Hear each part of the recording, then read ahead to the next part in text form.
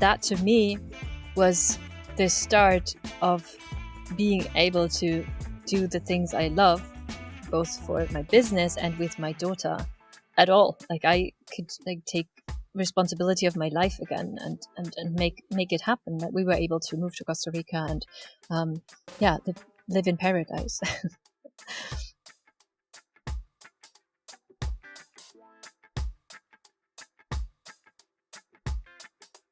I just wanted to get it right, so I really found the passion for learning it, and I was actually pretty good at it. It was crazy. It was just, and it all fell into place. I think it's every teacher's dream to have students who sometimes if they don't feel motivated to do it for themselves, they do it for us.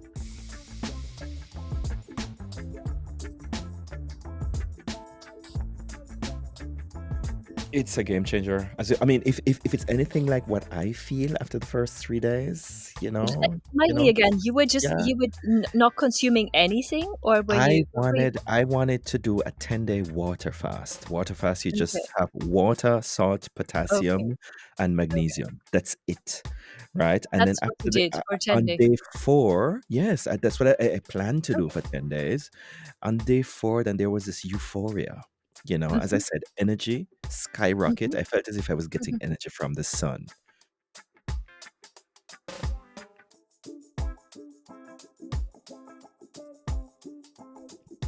Hello, my name is iAntonio.media, coming to you for another episode of iAntonio.media. And today is extra special because we've actually managed to reach episode 100 after all these years. And today, I also get the chance to share my stage with a lovely young lady. It promises to be a wonderful episode today, and I invite you to stick around. But before we move on, let me tell you what we'll be talking about.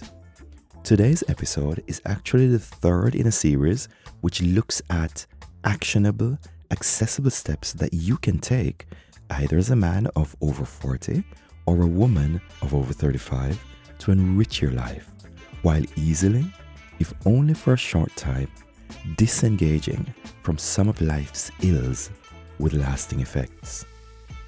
It's about real benefits that you can gain for yourself freely and tax-free, while inherently, verifiably, and in your own measure, helping to make the world a better place. Episodes 92, 99, and 100 that we're doing today explore the science, the lived experiences, the common challenges that bind us as human beings as we navigate our ways through our own lives, and the options that present themselves to you.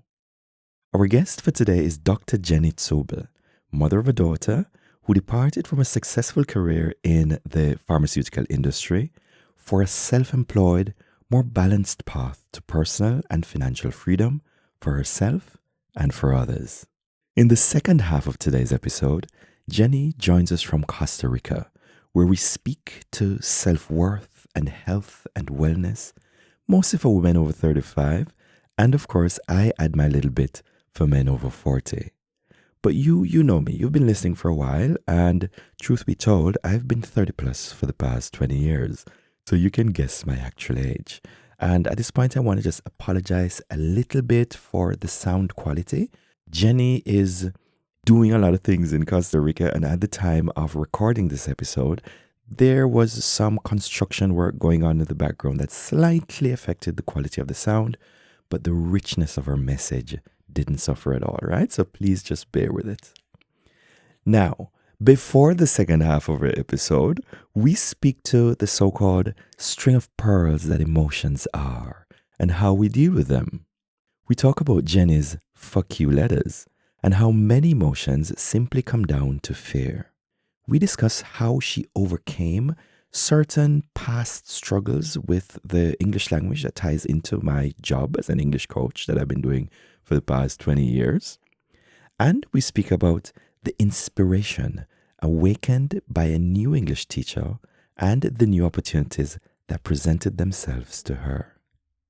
But first, the metaphorical 3 days of suffering that sometimes precedes great things. Transformation, the in retrospect small price that we sometimes have to pay for success along the road less traveled. I hope you enjoy the episode. Dr. Jenny. It's, may I say, Dr. Jenny, just sounds so nice. You may. And the reason you're laughing is I'm laughing at the title myself. When I first started to put out content on social media, the title actually wasn't there. And my coaches kept telling me that I should put it there. And I was like, but I'm a human being and it's part of my Yes. past life and it shouldn't matter. So leave me alone with it. But like eventually I just put it there and I left it there and I laugh at it quite often as well. It defines who you are, and it's, who we want to see you as. I want to accept you as a person of authority and intellect and education and all these wonderful things. So, please just let me call you. I'm going to say Dr. Jenny at least two more times before the end of this episode. Oh my god, you didn't prepare me for this. You prepared me for a lot of things, but this has not been one of them. This is fantastic. I've been waiting for this for so long. I happened upon your profile, I think about 2 years ago. I think it Wow, was. that was at the Yeah, very beginning. could be three. I don't know. But I Was was I very still impressed. in Germany at the time? No, no, no, no. You weren't. You appeared to be someone just floating around in on a tropical island, it seemed like. There were plants around. There's a jungle that you spoke about quite a lot. There were flowers and sunshine all the time, and you were also full of sunshine, and that's what I And no remember. internet most of Well, the I time. don't. Well, it got to me somehow, yeah. And I remember you talking a lot about, some emotional aspects having to do with interpersonal relationships, not only romantic, but just general health-related states of mind, states of being that hooked me a little bit, and also yoga and That some is true. nutrition things. Every social media coach will tell you this is too much content. This is not a niche. This is just you can't go forth and back all the time. But yeah, that's what I did. I tried to stop it, but it doesn't work with my personality. So that's the potpourri that people hear me talking about all the time. Well, it worked for me. What I like about it is that it brings all of these things together, such as, well, you touched on sometimes the sensitivities of language, which of course define, how we shape and form our emotional states and even understand them for ourselves. You spoke about, well, what I recognized was a kind of ease with which you put all of this together. It reminded me of an approach that I try to encourage for my language learners. It's humor. Like this life is so hard. The life is so hard. You need to laugh about life. Yes, the life is so hard. If you're not laughing about yourselves and the challenges that you have and the things that you mess up and the things that other people, if you take life serious, then I mean, I don't know how people do it. It's Yeah. my coping mechanism, you could say. Yes, of course, of course. So, it all seemed very organic to me. And, for want of a better word, we use the word authentic quite a lot these days. But, it is what it is. And that's probably one of the reasons why we're here today. Yeah, that I thought I would never, like every time I meet someone who's followed me for such a long time, I'm so relieved because it felt a little bit like every time that I changed my content, I Hmm. lost all the people. But I, apparently I kept some, and that is, to me, that is magic. So, and it's a relief as well. And it's, yeah, I like it. Gives me It hope is. for the It future is. It because is. It is. probably in half a year's time, I will speak about something entirely different again. That's fine. That's fine. That's the humanness as well that I reach for. It's the same kind of thing. My show has also evolved, and I'm sure I've lost some people. People have said to me straight they don't really know what it's about. But we touch on very different topics, and I push them to different, let's say, the episodes and the topics to different groups of people accordingly. So it's fine for me. Yeah. I am a Yeah. multifaceted individual, and I imagine that you are as well. Yeah, Yeah. I think I am. Yeah. And the last thing, there's actually three things. First of all, it was the language and, this organic kind of appearance of, the way you live your life, in kind of a harmony. And the last thing was ketones. Yes, we'll go into that a little bit later on, but it's something that I became familiar with because I tried out fasting for a while, and I Oh was wow. introduced to the effect of ketosis, after 3 days of not eating. And Yeah, and no one talks about the first 3 days where you want to kill people and where you're that starving is to death true. and Yes, you're offending yes. people in the streets where you feel like crap, basically. It's Yeah, no one talks terrible. about the It's first three terrible. days. We're gonna get back to that, but I know exactly what you mean. I mean, the first time I tried it, I was going for 10 days, and on the third day, I ended up taking a walk through. I think one of these. I don't remember which festival it was. Could be the Love Parade or Techno Festival or something here. And I kid you not, the food was talking to me. I knew wherever burger was on the third day, it was Oh just wow. calling me. I had visions of floating sausages, and it was terrible. Yeah. And then after the third day, it just felt like heaven because then this ketosis started. And it's just a pity that we have to pay such a large price for it to get to that stage. But You after didn't having know there was a planned, shortcut. You I didn't didn't know. know. I planned for 10 days, but then the ketosis felt so fantastic. I went for 21 days. Oh wow, this is amazing. Yeah, and I didn't Wow. want to stop. There's so many people in this field of the health lifestyle area Hmm. that who don't know that you can get into that state naturally within like Yeah, 20 minutes. You don't have to suffer for 3 days, or some people even take 14 days. I don't know if you knew that, but they feel like hell for like 2 weeks before they're in ketosis. And I mean, there's also like negative aspects of it, like the social problems that you have, like people going out for food and you can't really participate. And yeah, also health problems if you perform that too strictly. So yeah, it's not all perfect, but yeah, there's certainly something for every health conscious being to be explored in that area. I think it's a great topic to research for everyone.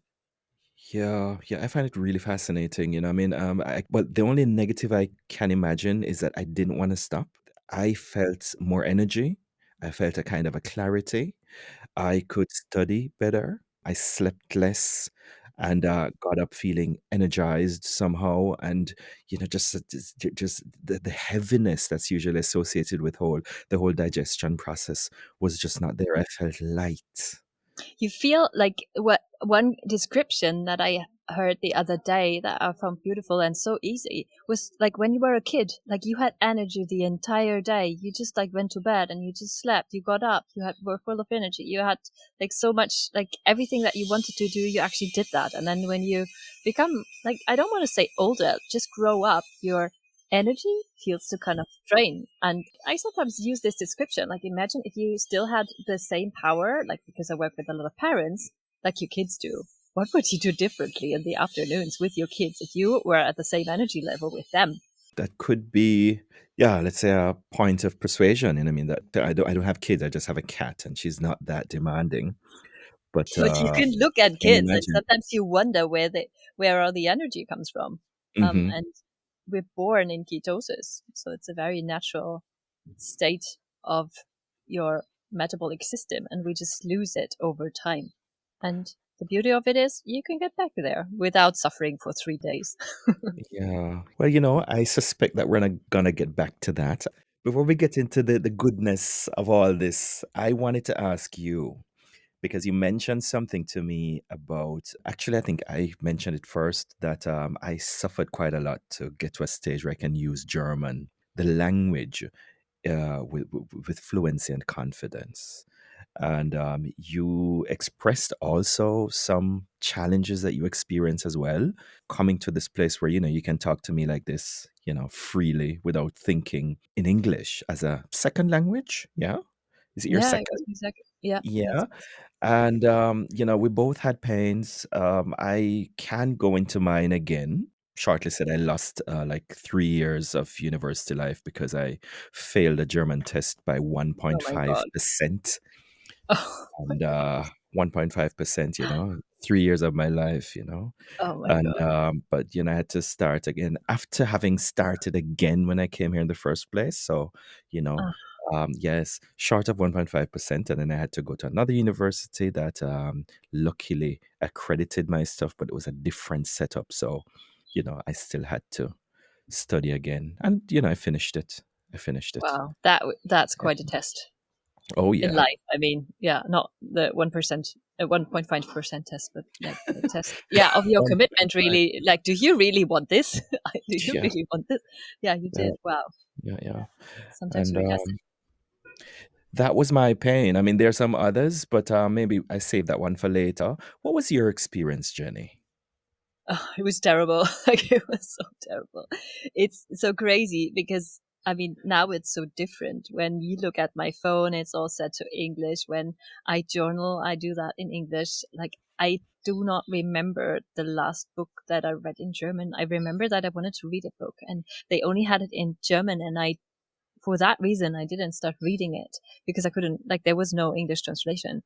So English is really has become the language of my heart and creativity in many ways. And it started out so different. When I was in school, I was I was like a normal goodish student, I would say, in school. But the English teacher, or like when we started English, it must have collided with one of these transition ages where you're, I don't know if that was shortly before puberty or something. I was very self-conscious at the time, and I found speaking in English very, I was just like, I couldn't do it. Like, I was scared to speak up and to say anything because I thought it would sound weird. But the thing was, my pronunciation wasn't bad because since I was in kindergarten, I think I sang to English songs, and I obviously didn't understand the words. So these words were just similar to English, like for a start. And then later on, I learned what they actually should sound like. But the tone of the voice, or the flow and the musicality of the English language, was very known to me. So I could read very well. But if someone asked me something in English, like in class, in school, I would just stare at the teacher, turn bright red, and start sweating and wait till she just moved to another student. I would just like look at her face and not say a word, and then she would move over to someone else. I would not speak. It's crazy. And it was like, and I mean, obviously, like, I always sat in the back and I didn't want to be talked to and stuff. And that was just in English. I didn't have the same problem in any other course. But this kind of just infested. I don't know how it came about. There was no negative situation that I recall, someone making fun of me or anything. I was just embarrassed to speak. And then because I had the same teacher all the way through to Abitur, I was never able to get out of this role that I put myself in the very beginning. So, and then something funny happened and something stupid at the same time. I hated English so much, like emotionally, because it was such a negative experience for me to be sitting in class and to turn bright red and not say a word. But my written English was always very good. So I always like had a 3 in writing and a 5 in, like, verbally. So they usually average the written and the verbal marks. So I always came up with a 4. And for some stupid reason, in my Abitur, I was able to deselect the written part of some topics. And I, for reasons I don't understand, decided that I wouldn't want to take English written tests anymore. And Hmm. obviously that took away my 3 that always helped me to actually pass my year. Because Yeah. that was the only course that I was struggling with. That was so Hmm. stupid. So I nearly failed my school degree because of English, you could say. But then something, so that was, I don't know why no one told me what I was doing. I mean, obviously I had parents and obviously I had a teacher. They could have just told me, Jenny, look, your writing is this mark and your verbal is this mark. If you do select this, then the average will not be a 4, but you will have a 5. And then you can fail your entire school thing. Are you really sure you want to do this? No one told me this. So yeah, this happened, and then in parallel, something happened that actually changed everything, and that was I wanted to study biology, Hmm. and I found out that there were different ways that you could do that at a regular university, but I already knew that I didn't want to do anything with animals or plants. So I wanted to go into human biology. I didn't want to do medicine because I didn't want to deal with people. That was the reason why I Oh my didn't go to. God. You threw me there for a second. No animals, no plants. I was like, what's left? And then you said people. Yeah, I mean, I like the science behind it, like medicine, But when you're a doctor and you tell people what to do and not to do, I'm a red type, like red personality type, and that probably brings it all together. I hate when I'm right and people ask me for my opinion, but then they do something entirely different. I'm very impatient, and I've gotten a lot better with this because obviously now I'm leading a team, so I had Hmm. to.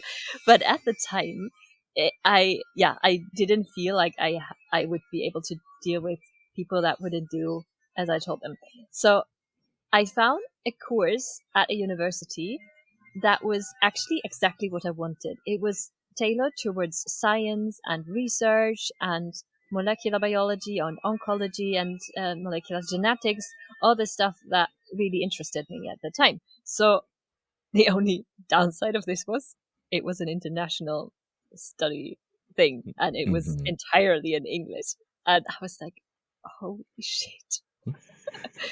I was like, no, this must be a joke because I was so convinced and committed that this was really what I wanted to study. There was no way around it. I couldn't opt for the regular university course in German after having seen the other curriculum. It wasn't possible for me. So that was the breaking point, so to speak. Mm. Well, that's quite a rich story, Jenny. Rich in a good Yeah, way, of course. yeah. But you touched on a few things there. If it's any comfort to you now, I'm just going to tell you this. You know what? I get red as well. You just don't see it. This is so evil. Yeah, No, but it's yeah. true. It's true.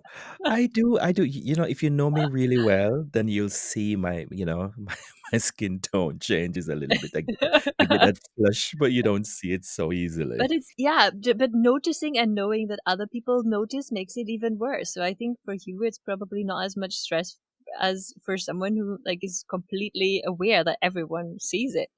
Yeah. So, Yeah. yeah, Well, it was horrible. It was really horrible. considering the caliber of emotion related dialogue that I've heard from you, I'm sure you know by now how to turn that into an advantage. Because I mean, sometimes we talk about vulnerability, I show how I feel. I don't try to block it anymore. Hmm. It's Sometimes in true. class, it's gotten me into trouble before, but, someone misunderstood. But if my students learn something really fast and they just get it like that, I get a goosebumps moment. And Hmm. I tell them Hmm. that I'm having one of those moments now.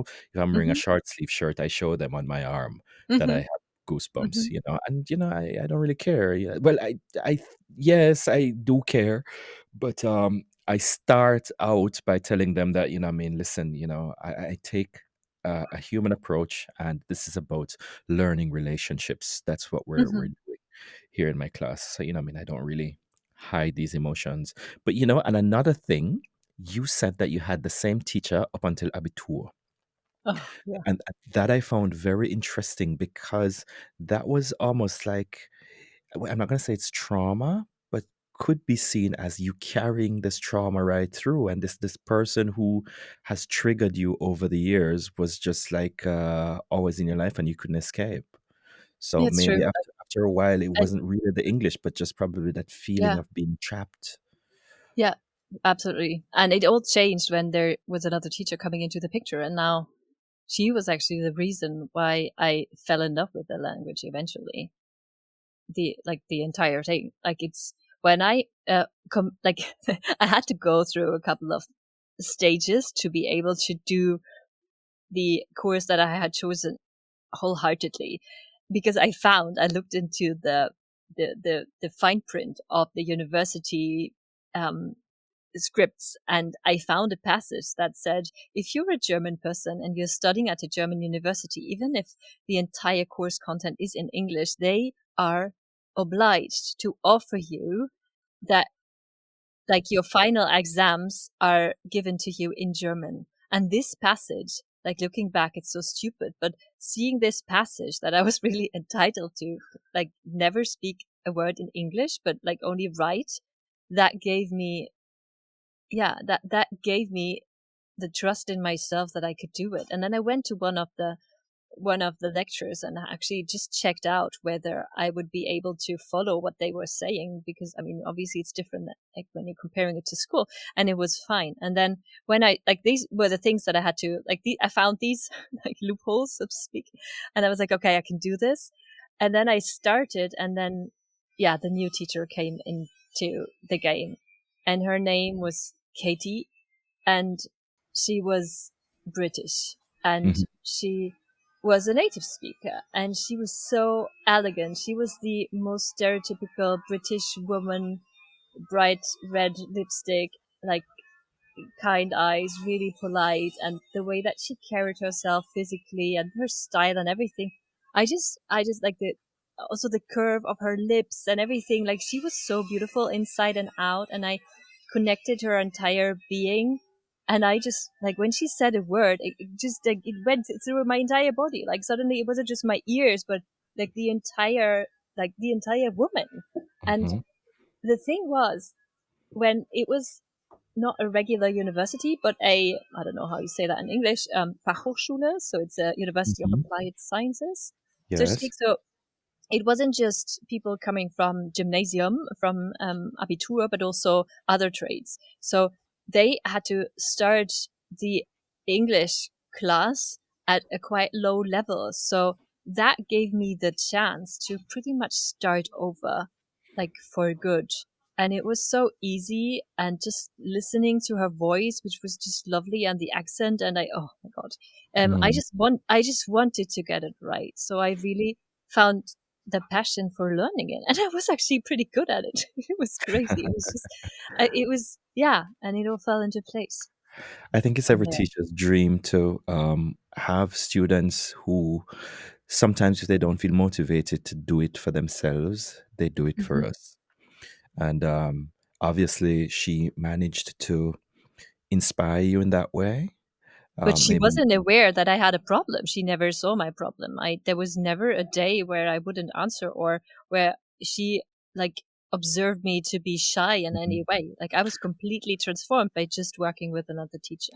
we're still in agreement. That's how it should work, Jenny. That's what I've been taught recently. I shouldn't really try to inspire the students, like instill inspiration into them. Hmm. I should show my own inspiration and my Hmm. own motivation, and then they should pick up on that. And obviously, she did it without having to try, and that Hmm. was fantastic. I'm picking up on two things here because, first of all, the sense of feeling trapped kind of fell away because you knew there was a way out. You didn't Hmm. feel cornered anymore. So maybe this is what helped you to come into that space where you could begin to learn to dance and feel comfortable with the language, and also the beauty of this woman who in her whole way of articulating and being and use of the language, and even the curve of her lip, as you said, Yeah, it was very. very, I very actually recall it. It sensual. was. Yeah, but but it's I fine. It's fine. It's fine. I I'm mean, not attracted to women, but no, just no, no, like no, no. It's it was fine. really, it was sensuality, and I can like I'm not a very visual person per se. Hmm. I'm not, but I still remember that that curve was like Hmm. kind of unique and different from Yeah. like yeah, it was the entire experience. I actually looked forward to listening to everything that she said, and that made it so easy for me I to pick up. understand. I understand. I mean, sometimes there was one episode I did recently, and it was about, the title was The Purest Love, yeah? And Hmm. I we tied that. I was talking to this guy from Sweden. He was in the army. He learned special education. He learned to be also a school director or principal. And we were talking about this kind of Zuneigung that actually drives the calling to be a teacher. And whereas maybe in America or in Great Britain, you can risk calling that, to say it comes from a place of love. But in Germany, danger, danger. I Mm, cannot I say get it. love. I have to say Zuneigung, you know? Yeah, and even that kind of But it's yeah bigger it's bigger than feels. that. It's bigger than that, so it's nice to hear that from you. I don't know if I would risk saying that, and I wouldn't.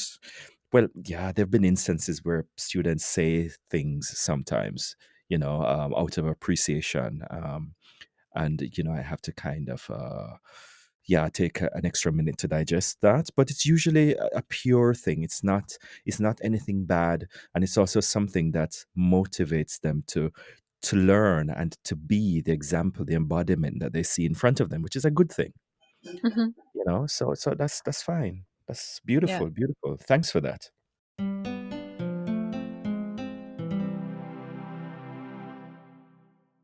So we've touched on the pain and we've touched on the beauty and the transformative effects, yes, of the person who was put in front of you. And I mean, to me, I'm actually having one of these little goosebumps moments right now, a small one, but thank you for that. That was so beautiful, you know. Yeah, yeah. I'm so like, yeah, I felt so like it could have gone on like this, but like the pull to wanting to start exactly this degree with this focus, I didn't feel that I had a choice. And then, yeah, I kind of eased into it and it became easier. And then the next escalation obviously happened that I got really, really good marks in uni in general. And I was working for the, the student body as well. And I was like representative of the student bodies and things like that.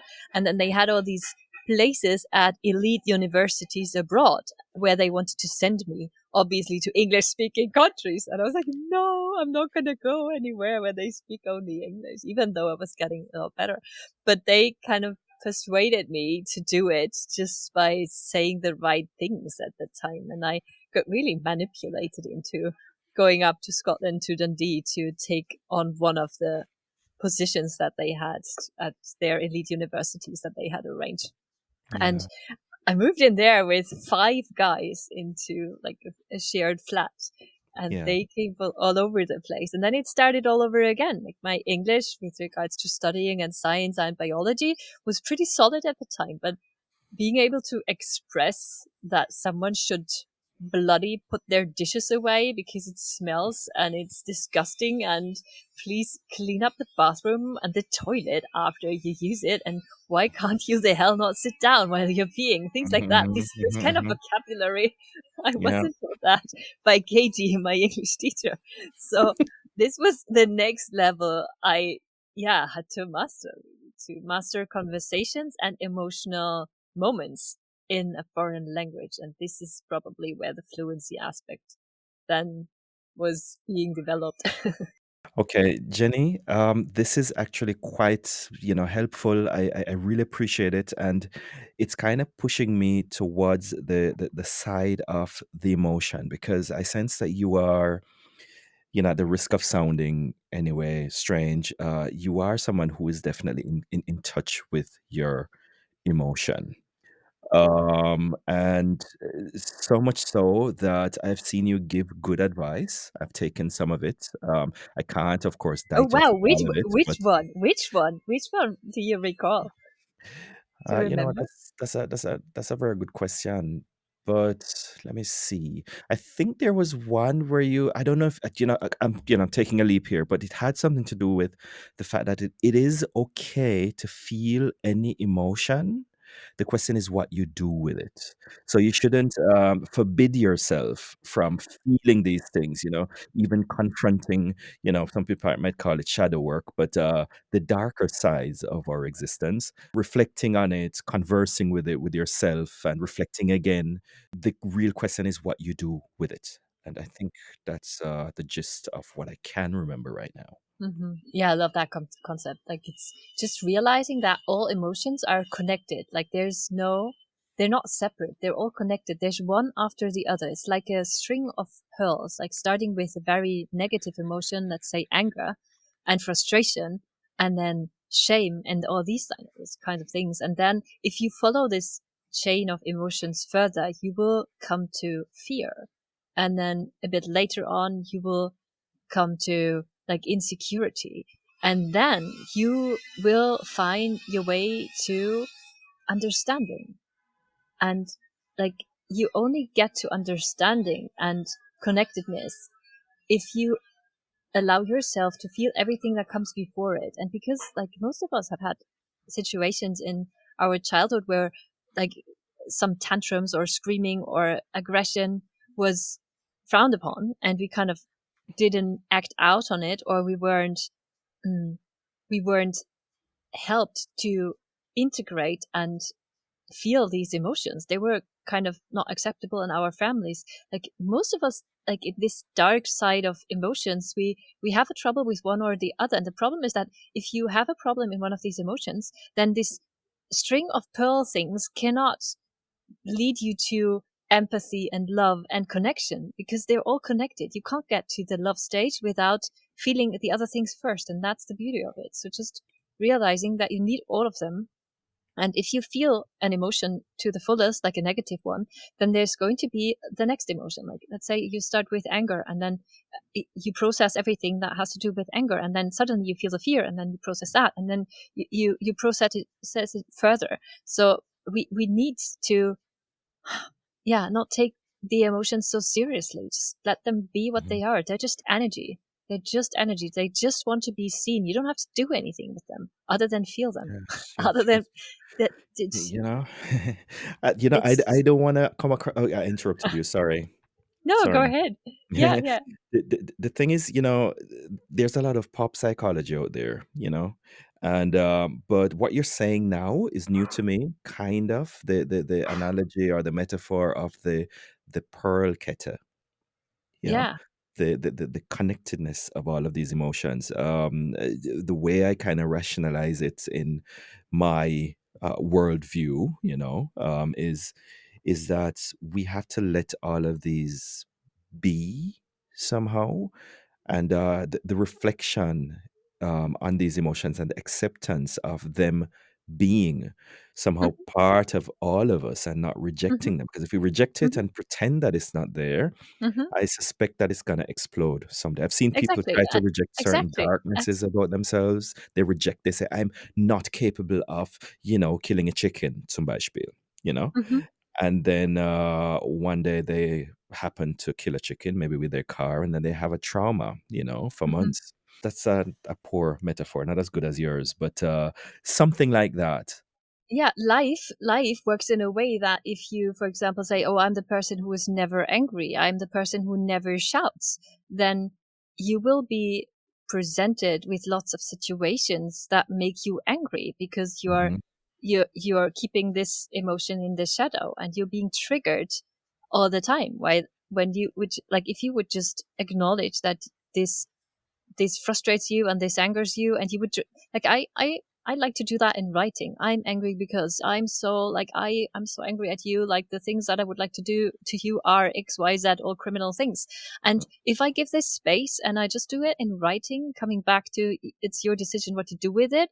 Yeah, you can write a fuck you letter. You can write, like, one of my most spiritual techniques is just writing a fuck you letter. I never send it Oh. to people, but like it gets the, like, emotion, the it gets it the space to be expressed. And if I cannot come up with anything anything offensive anymore, then I will find the next layer. Like, I can say, "Oh, I'm so angry that you didn't bring out the trash," and then this is a stupid example, but then, like, after you've expressed everything, like, it will come down to fear.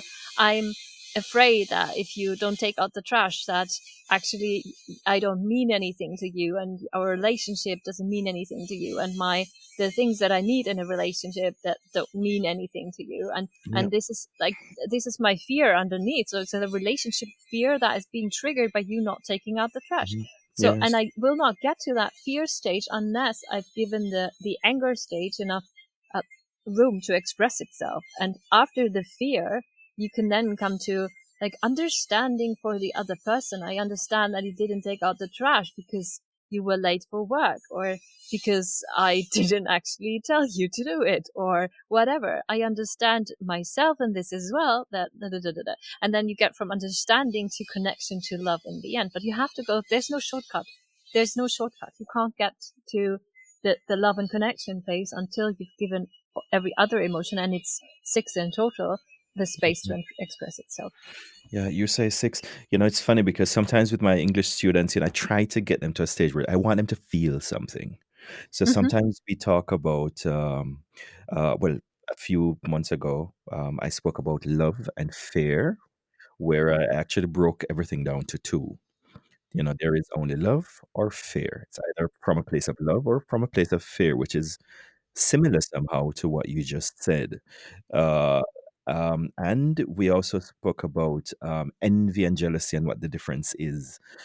And there was one young lady, she was very passionate about, she held on to her hate. She said there's some things that she just hates, and she doesn't think that's fair.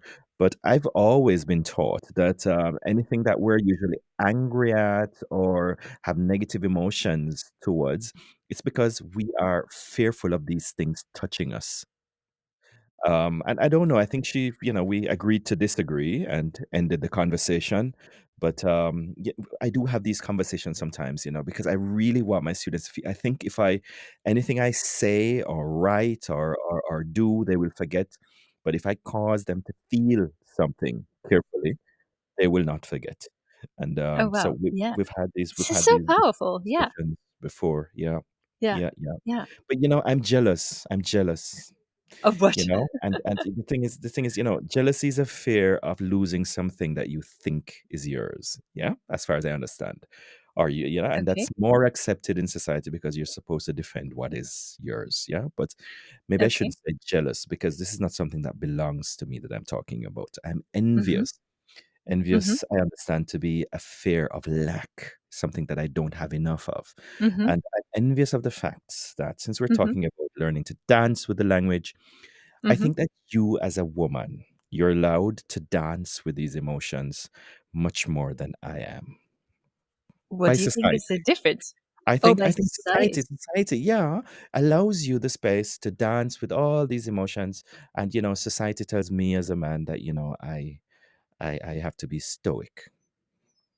Okay, well, but yeah, I did a lot of content on the feminine and the masculine energy and how they balance each other out in relationships. But then also, I think it's very important to acknowledge that not every, like, like a woman is not only female and a man is not only male. So the Mhm. feminine aspect in a man is perfectly, I think, um, able to Equally allowed to like, dance with emotion? I think you guys are, and I think the role of us women is quite often to remind you of the emotions and put them, like, you in contact with them again, don't you Hmm. think? Yes, yes, you're definitely right. And I mean, I'm not gonna go as far as saying we can agree to disagree because we're not Hmm. disagreeing at all. I'm yeah, I've been around for a while, and the thing is, I still think that the expected default is more of a stoicism in men. I mean, I can show my emotions for a short time. So, for example, the women I've been in relationships with, they've probably seen me cry once, but never twice. Okay. Yes. But what happens if you still do it? If I cry the second time, Yeah. well, it never happened. Just put it that way. Okay. Just once. Yeah. I don't know. It's just something that I feel. I feel envious of it because I mean, a lot of things tell me that. I'm not allowed to really bask in all these emotions and like when a woman says to me, she wants to express and she just wants me to hold space and I don't have to give an answer. She just wants to talk, and of course I have to hold Yeah. my answers Yeah. and my solutions back, and so I can do that. Yeah, it's not a Yeah. problem. I understand. You want to express, just express. I just say I understand, or yeah, that must be really hard, and so, and I hold my answers and my solutions back. Hmm. Until she asks, of course. Holding space, I can do that, but I don't know if I am allowed to, do that so much as a man. Ah, but yeah, I don't think I'm the right person to discuss this with, but I think, like my feeling is that, I mean, there's women's circles and there's men's circles, and I think men should be. I have heard testimonials from men being in men's circles that were going very, very deep, and this brotherhood that is, in my view, not really existing anymore. And I think this is something that men lack in general in our society. So So it is a lack then. So there is grounds to be envious. yeah, yeah, yes, yes, yes, totally. Like you should be able to process your emotions, and I think I don't think that women are the best container for you to like hold space in that process. I think other men should do that for you. Yes, yes, yes, yes. That's my feeling of it. But I'm not an expert. I could refer you to an expert. I could refer you No, to no, no, my it's fine. It's my fine. You know, my it's my fine. friend who would be a great podcast guest to you, and who's actually thinking about like setting up just that for men. He's Hmm. also my accountability partner in writing a book, for example. Like It's yeah, he has it's lots of tricky. It's tricky because I find when men try to create these spaces, then sometimes they're accused of being sexist, and women what insist on intruding because they want to see ah what's going on. But ah. yeah, that's not. Thank you for that, Jenny. I'm definitely gonna give that some thought. We're digressing because where I wanted to go with this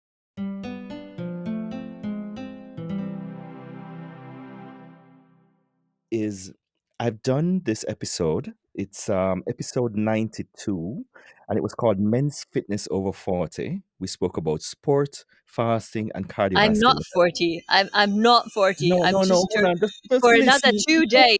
Another Okay. 2 days. I'm not 40. For another 2 days. I'm not 2 days. Okay, I've been 30 plus for the last. I've been 30 plus for the last 20 But years. I have terrorized I have terrorized my entire family to always put a 19 on my cake for the last 5 years or so, I think. Just a 19 plus. As I said, I've been 30 plus for the last 20 years. Yeah. Yeah, And yeah, it's yeah. fine. It's Yeah, fine. yeah. But I will come up like I will kick them out of the house if they put anything other than 20 on the cake. I was like, okay, we can have a change. We don't have to put 19 again. I'm okay with putting 20, but anything else and you can find yourself another house to live in. well, you know what? It doesn't matter. This new episode that I'm trying to frame has to do with approaching wellness, and this time is for women over 35. I like doing that. I like doing men over 40 or women over 35 because it's a little specific. And I Hmm. suspect that the things that you offer, starting with the advice and the affirmations that you offer, and also your work with nutrition and ketones, could be something interesting for the woman over 35 approaching wellness. Am I right? Yeah, definitely. And I look at this from like a greater perspective, actually. Like it's got so much to do with self-worth. And for me, like when I turned 30, I mean, I got pregnant with 29 and I was very, happy that it happened before 30. And then I got my daughter and then I was like a mom for like most of my focus for a while. And then after that, I don't know, do women have midlife crises? I don't know. But I was completely unhappy with my job. I didn't feel fulfilled and I was feeling like I was being drained of my energy because I just wasn't living my passion. And also like I was always tired in the afternoon and I thought that this was normal because I mean, I was a mom and I, yeah, I just thought it was normal because everyone else felt tired in the afternoons as well. So that was kind of me in my mid 30s that are still to come, um, or how I experienced this. And I thought it was normal. And Yeah. so this entire transformation that I went on to completely go, not 180, but to shift my life perspective by a lot of degrees and across the pond from away from Europe over to Costa Rica had to do with yeah, like the decision that even though I had an established career in the pharmaceutical industry, I was going to start from scratch with a profession that you don't actually need to have like a school degree for, like anything, nothing. 12-year-old kids could do that. And to make that decision. And at the same time, it was a synergy with the product, the ketones that I'm working with that Mhm. helped me make that shift. Because if I didn't have the energy at the time, how would I have ever done that? I was usually in the afternoons when I came back from work, I would pick up my daughter from the a forest kindergarten, and she would babble on and tell me everything about her day, and I just felt like covering my ears, not hearing a thing, and I just wanted to like be left alone and and just have it quiet. Like I was completely exhausted, and there was a moment in this entire time where I think she came to me and she asked me something, or she wanted to share something, and then she looked at me like with very upset eyes, and then she left, and I was like, I don't want to be that type of mom. This is Mm. not the reason that I put a child in this world. I want her to have a mom that is has energy, that has can like have empathy for the things that, or like be happy with her about the things that she experienced in the Yeah. kindergarten, and not just wish her to be quiet. And I was like, this is just crazy. And yeah, I felt a lot of shame in that time as well. Yeah. Yeah. um and yeah, then I stumbled upon a woman who was on stage at one of these events, and she said she had a son at the time who was half a year older than my daughter, and she said, "Oh, since I've been drinking ketones, I have more power for my child." She brought a couple of examples how that played out in her life, and I was like, "This sounds so weird," but and I don't really think that this is true, probably. But if there's just like a 2% chance that what she's saying is actually true, I need to try this, because I was really desperate and I didn't want this for my daughter. Yeah. And yes, so I tried it, and that all like happened at the same time where the pandemic hit, and I was so unhappy with my job, so unhappy with Europe, and there was a business opportunity connected with it, and it was magic. I just drank the stuff. I became tired for 2 3 days, because this is sometimes what happens when people start ketones. They go into regeneration first of all, Hmm. and they Hmm. become more tired to start with. But after I think 2 3 days or something, I had I would pinpoint it at 30 to 40% more energy throughout the entire day, like until late at night. And my sleep is transformed as well. So that to me was the start of being able to do the things I love, both for my business and with my daughter at all. Like I could like take responsibility of my life again, and make it happen, that we were able to move to Costa Rica and yeah, live in paradise. Yeah, that sounds wonderful. I mean, I can only try to imagine what it's like to have a child because, I mean, I haven't been blessed with any, to the best of my knowledge. Um, but when I do think of it, at my age, I wonder if I could ever have the energy to be present in a child's life. And as you rightly said, not just want them to be quiet or to be good and have nothing to say, but really present, really active, really taking part and showing that and even playing with your kids. I don't know if I would have the energy for that right now. I definitely need some kind of elixir. Ketones. Yeah. Some kinds of like either 3 days of hell, or you just open a package of ketones and put it in water and drink it and wait for 10 minutes. I know how crazy it sounds for people like to hear Mhm. that for the first time, because for me, the first time I heard about ketones, that was actually 5 years prior to me actually drinking them. It's it's crazy. Like the people who have experience with fasting or with the ketogenic diet, who Yeah, know the feeling of ketosis like you do, they find it I do. easier to grasp. But and obviously, I mean, some people, they don't notice it at all. Like the individual feeling of ketosis is like varies greatly. We can't Mhm. promise this, but for a lot of people, it's an absolute game changer. It's a game changer. I mean, if it's anything like what I feel after the first 3 days, Remind me again, yeah. you were not consuming anything, or were I you? What were you? wanted I wanted to do a 10-day water fast. Water fast, you Okay, just have water, salt, okay, potassium, and okay. magnesium. That's it, right? And then That's what you after did for 10 on days. day 4, yes, that's what I planned to do Okay. for 10 days.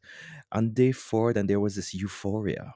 As I Hmm. said, energy skyrocket. Hmm. I felt as if I was getting Hmm. energy from the sun. I Hmm. always do it Yeah, in the because you're not putting any like food I'm in not your. putting Yeah, anything in. Yeah, my yeah, mind yeah, was clear. I was sleeping yeah. better. I had more vivid dreams. It was Hmm. it was amazing. And even though I wasn't eating, just drinking, I mean, if I missed my salt, then I would probably have a little downer. Hmm. But I felt so good that I pushed this planned 10-day fast to 21 Hmm. days. It was my roommate who said, "No, you have to eat no, you have to eat no, you can't do this," because I was feeling immortal, you Yeah, know? I know. Yeah. Yeah, but Yes. the thing is you could have eaten, you just don't eat. Yeah, you just have to stay away from carbohydrates. You could have just had MCT Yeah, oil and or nothing. yeah, but you were Nothing. yeah, but you were scared that anything would mess up the great feeling. No, well, the thing is, I didn't wanna, as far as I know, anything produces causes the production of insulin, and I know proteins can do that. Yeah, Proteins but can trigger fat is not insulin a problem. production. Yeah. Yeah, well, it has protein in it. Yeah. But, The I MCT, just no. I think so. No, not enough. No. No? Okay, There's okay, there okay, okay. there's things that you can consume that do not kick you out of ketosis. When I do my monthly 60-hour fast, I actually Mhm, consume proteins as well, and they're enriched with MCT oil, and mhm, they don't kick you out of ketosis. Well, I mean ketosis because I drink the ketones while I'm fasting anyway, but mhm. um like maybe you lose 2 hours of autophagy, which is something entirely different. But Exactly, that was the but other that's word. just Mm, but that's just autophagy for like 2 hours or something, and this is nothing that you actually notice. But because I'm not overweight, I didn't have a lot of body substance to give into for my body to produce ketones when I'm fasting, like for a couple of days. So for me, like this is something like if you're addressing this podcast to women 35, the ketogenic diet or fasting is not really, or heavy fasting, let's put it that way, is not great, awesome for every woman out there. Like we live in cycles. It also matters at what time of your cycle you do your fasting, for example. And you have to have breaks, and you have to have. There's so much that you need to know. So I really like. I mean, all our consultation, like when you purchase ketones from us, you get all this for free on top of this. But um if you're doing this by yourself, just take it slow. Like mhm, start with little shifts and see how you react to it. When I first started fasting, I was like, okay, I'm going for 72 hours without anything, just ketones. And I felt that from day 2 onwards, I didn't have the metabolic flexibility or like the substance, the body substance to provide enough fat to be like have the energy. Like so for me, I had to use fat during fasting and a mhm. little protein and a lot of salt. And to find this out about yourself, it's a great emotional Mhm. journey as well. Like you can learn so much about Yeah. yourself. Like the thoughts that come up, like what you learn, it's just crazy. Like Yeah. embrace it as just an adventure of like experiment with it. But also be careful. Your body will tell you what is too much and what isn't. Yeah. So We're both very passionate about this, and I suspect that there's definitely going to be a part two of this conversation. But the you definitely touched on something there. What was it? I think the autophagy was a part of the satisfaction I was feeling, and I didn't want to break that. To be honest, right now when I fast, I take aminos without sugar, and I mhm, still go to the gym. So yeah. because I don't want to lose muscle mass, and I kid you not, because it's said that the growth hormone goes up by 400%, and Hmm. I have seen strength gains during a 10-day fast where I'm just having amino acids without sugar, and Hmm. I've seen 20% strength Hmm. gains Wow. Yeah. during that time. So what I Yeah. mean, I'm in it now. Hmm. But what's even more interesting is that the benefits that I could sell to men for fasting are slightly different than how I could package them for women. I've done some research on that as well. So what it is that you're offering is actually better for the 35. No, Yeah, I think because it gives you more flexibility. Because if you yeah, want to go into the endogenous ketosis like you do it, not every person, and I mean men and women, benefit from this. Like people with yeah, Hashimoto, for example, yeah, they do not benefit from staying away from carbohydrates 100%. They do not, but they greatly benefit from the effects of ketosis. And uh-huh, this is why I don't run around and advise people to follow the strict ketogenic diet. I don't do that because I don't do it myself. Like the way that I eat is low carb in combination with 16-8 in the interval. Yeah, interval fasting, fasting. Yeah.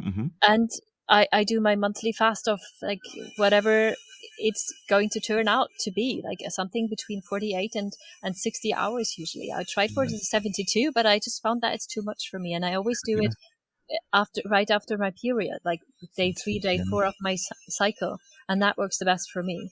Yeah, when you're building up, no. But I don't Yeah, know. exactly. I don't know. I don't remember when. But I mean, yeah, Yeah, you know. and like other women do it slightly later in the cycle. I think all women that are kind of in tune with their cycle, they would agree that right in front of your period is the worst time to do it. Hmm. But yeah, but obviously, like you could also, like if you're experienced with fasting, like throwing in a 24-hour fast is not a big deal anymore. But like giving yourself time and just seeing this as like an adventure of finding out where your limits are and what's going to happen. Like even the thoughts, like the first funny thing that you will experience if you go on such an endeavor is you will not actually be in the fasting window yet, but you will have taken your last meal. And but you're still in this window where you usually wouldn't eat anyway. But you're starting to think about food like crazy, even though like if it was a normal day, you wouldn't be eating yet. But I So told you like about the floating this sausages. I imagined, right? it was, well, you were in this fasting window as Yes. already, but just approaching the start of the first hour that was out of pattern, like Hmm. the thoughts that are coming up, they're just Oh yeah, insane. I know. So there's so many tricks that you can try out to see if you benefit from them. For example, like one tip that I took from Tim Ferriss was schedule your day in advance, that you have lots of telephone calls or something. Grab a bottle of Hmm. water and just take your mobile phone and go out and walk, and like the entire day. Just Hmm. get busy walking and like light exercise and lots to drink, lots of electrolytes. Just walk. That's one Yep. tip, and then if your belly is growling at night, which it will do on day 1 and 2, 3, not so much anymore, then you can have like a broth or something with lots of salt, and it can be warm and it's very filling and it's Hmm. comforting as well. You can play with that as well. If you're getting detox reactions that you can't sleep well, you could try chlorella. There's so many things that you can try out to just explore your perfect setting, and yeah, just see it as an adventure that you do for your health to see what works for you. That's my Yeah. recommendation. The scope of my experience, Jenny, is a little bit too limited where this is concerned, you know. And I mean, I'm definitely gonna do something on, what did I say? Approaching wellness for the woman over 35. I'm definitely gonna do that. But you know what? In the interim, you seem to have all this material at hand. Could you recommend something? As it is, you must have. Well, I'm definitely going to be posting your links in the show notes. But maybe there is a podcast episode that you want to recommend for anyone who might be listening. You know, how they could kind of ease into this exogenous ketone kind of, solution that you're offering, or the whole program. You must have an episode or a page or something. I try to keep my podcast clear from this for the most part, because Hmm. it's just a side thing of the content that I'm doing. I mean, Okay. I'm living, like this is my only base of income that I have, and I'm in it with my entire heart. But the message I want to bring out into the world is I'm I just want to I just work with people one on one with this to find solutions that actually work for them. So if someone's curious about ketones, they just go on my website. There's a WhatsApp button. They Hmm. just hit that stupid WhatsApp button and they'll just drop me a message and say, Jenny, what's it with the ketones? And then I'll ask them what kind of effect they're curious about, and depending on their answer, I just give them information. And this is the way it works. Then they have questions, they get more information, they maybe get a link to a webinar that we did in the past, like on sleep, on longevity, on whatever it is, on fasting, Hmm. insulin resistance. So everyone is so different, and then when they decide to try it, then I will be like by their side while they're trying it. You have to like the company. There's only one brand of exogenous ketones that are bioidentical in the world, and they're actually the cheapest. So if you compare like what's in them, you will get other brands that may on the first view be cheaper, but they're not actually cheaper, but because they are chemically synthesized. And Hmm. this is not going to be a chemistry lesson, but the problem with the chemically synthesized ketones is that they have the like the normal isomer and the mirror image of that in them. So you buy, let's say, 6 grams of ketones, but then 5 grams is just like goes to the waste, and just 5 grams is the bioidentical form that your body can use. So they may at first sight look as if they're like just half price, but they only have a quarter of like what your The good body can stuff. actually use. So, and you don't get any consultations with it. So you're basically stuck with a product that you will probably not feel, and no one there to guide you with it. So yeah, there's not really that. This is also why it's a great business opportunity, because there's no one else on the market who can supply that. So, and everyone, like, depending on what people's goals are, everyone is different. Some people want to lose weight. They take ketones differently from someone who just wants to sleep better. It's different dosing schemes. It's different Hmm. things. And also, like, just like someone, person A who wants to like lose weight, and person B, they're entirely different. Like, Hmm. people have complex lives, and my goal is always to find something that works for them. So, for example, I Okay. have like one, I think my favorite customer story is actually, his name is Thomas, and he's in the management industry of a banking, like a famous German bank. And he like goes forth and back between Hamburg and Frankfurt all the time. And like when he's in Hamburg with the no, in Frankfurt with the banking people, like he always has to go out for dinner at night. And then when he's back in Hamburg with his family, they always want to eat with him as well. So there's these constant meals that he's like putting on, being put on him externally. So finding a way that he can lose weight was like, we had to be very creative. And we found that the perfect setup for him is just include 2 days of fasting per week. And that works beautifully with his schedule. And he's learned so much about nutrition and about proteins and about like fasting. So now he's actually my fasting accountability partner most months. So Okay. this is cool. And this is something totally different that I would like set up for like a woman who has like is a single mom of 3 kids, for example. This Hmm. wouldn't work for her because she's constantly preparing food for children like 10 Hmm. times a day. So Okay. this wouldn't work for her. So we Yeah. need to find other ways. So that's the kind Yeah. of process. So you would hold the hand of my listener. I'm thinking of Yeah. some people right now. I'm not going to call any names, but you'd hold their hand, you'd offer consultancy, and you would also offer a more holistic approach that does not only involve selling the ketones, or let's say it would offer more than just ketones, but something that would involve fasting, maybe I don't know what else, fasting, ketones, and anything else that you usually um, Well, we have this plethora of resources in the background. I'm sure I don't actually know 100% of what there is. We have this customer program, and they can just log into the website. They get meal plans, they get recipes, they get workout plans, they get the webinar, they get everything. And Jenny, um, this is Jenny, crazy. what Yeah. is the website? The website is jennyzobel.de, and I can also be found on probably every social media platform that is installed on people's mobile phones. If they find me, they will, yeah, see my picture with the jungle background from Dream to Reality is attached to my name, and yeah, they will find me. Also, Jenny Zobel Costa Rica would also probably um, guide you in the right direction. Fantastic. You know what?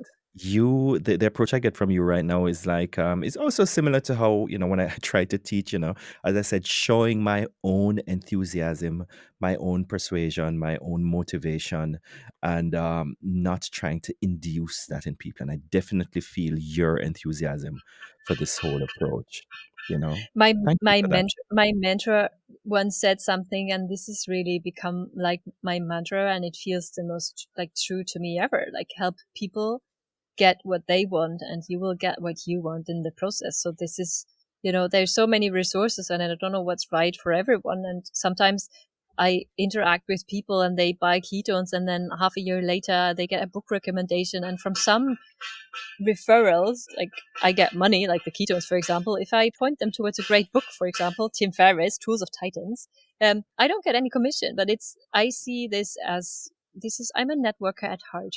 So I love connecting people with resources, and I've had great fun doing this. And if you love what you're doing, and then you get money in the end anyway. So yeah, maybe that explains it. Yeah, of course, of course, of course. I love what I'm doing too, I love what I'm doing too. However, the circumstances are a little bit different.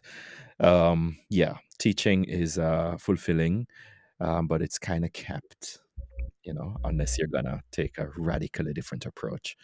Yeah. Yeah, well, Who Jenny. knows? Who knows?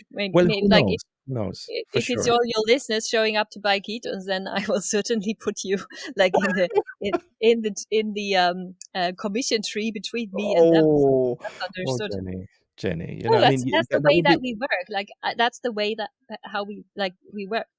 That's yeah. Because if I do that, you will Mhm, be motivated to bring more people, and then we can spread the entire conversation about this lifestyle further. If it's just me profiting from it, then mhm. there will be a limit. But if I let other people profit from it, then there's no limit. So that's the way that I work. Yeah, that's nice. That's not just equality, but equity.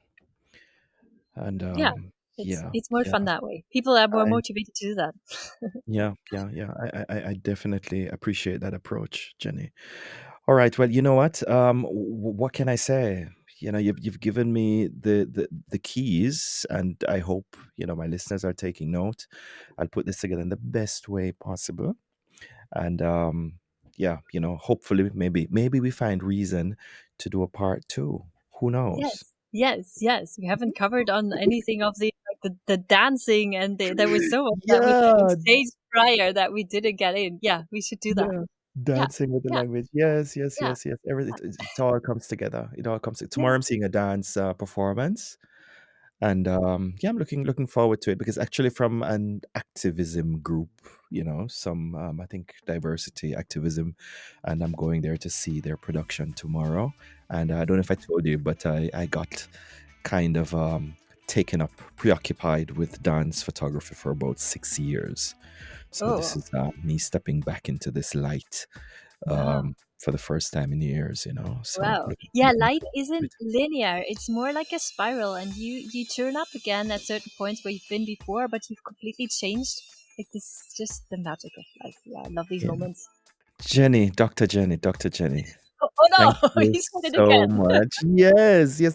Thank you so much for this fulfilling talk. I'm feeling also inspired. Thank Well, you I don't for know. having me. Yeah, yeah, yeah, yeah. You took the time. We had a delay a few weeks ago, and you were nice enough to, just to show some understanding and give me another chance. Yeah, I of really course. appreciate This that. is life. Like if I like, this is just life. Yeah, there needs to be space for life. I appreciate that. And oh yeah, and greetings to the man as well. I mean, I suspect, I sense, I've seen that you also have a supportive partner. Am I right or am I right? He's my ex-partner. He's just moved in What? temporarily. What? So, but supportive nonetheless. Sometimes things. Life. It's life. Sometimes relationships just change phase. It doesn't mean Yeah, that. yeah. Yeah, yeah. Yeah, we relocated to Costa Rica together, and we were together and apart and engaged, and so broken the engagement, and now like he's living not far away, but he had to leave his one place where he was living and didn't find a new one. And of course, like he's here at the moment, he's working in the garden and supporting me in the background as well. So yeah, Mhm. we're a great team in many ways, but no partners anymore. But No, it's you okay. seem, you seem to be okay with that. Whatever the case is, I sensed some kind of faithful support there in the background. You never mentioned anything before, and yeah. Yeah, he definitely is that. Thank you so much. All right, Jenny. Until next time, no? Bye. All right, then. Bye bye.